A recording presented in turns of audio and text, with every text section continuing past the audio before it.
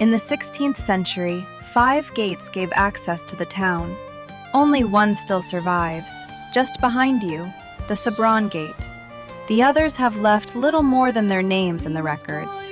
Vitaun, whose name survives in today's Rue de Vitaun, the Portail Neuf, the Saint-Pierre Gate, and the Vaisseau-Mer Gate. There was also another entrance, known as En Croix, about which almost nothing is now known. Every year, on December 26th, St. Stephen's Day, these gates changed hands.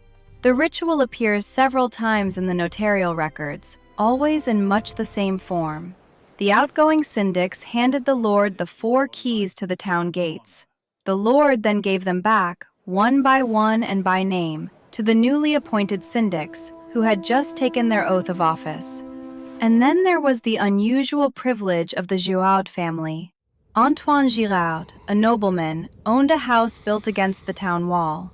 Inside it was a small private doorway, a postern, through which, as the Latin document explains, he could enter and leave Vezinobre.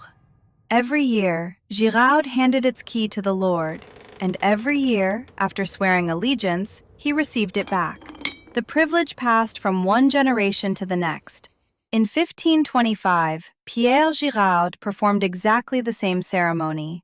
Then came 1566. The country was torn by civil war, and security became an obsession.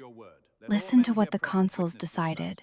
Every inhabitant would take his turn guarding the gates, passing the key to his neighbor the following day.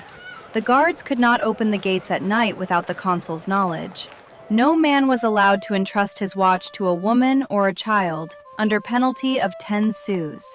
From then on, nobody could enter without carrying a written pass or certificate.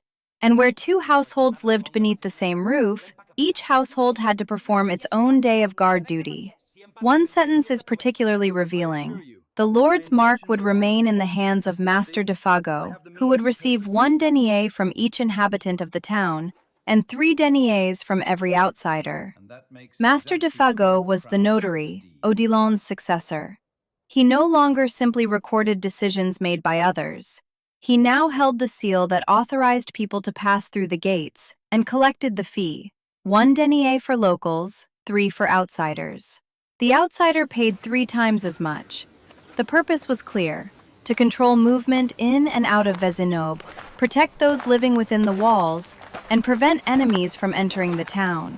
And in wartime, the Girards' private postern, once a noble privilege, would eventually become a dangerous weakness in Vezinobre's defenses.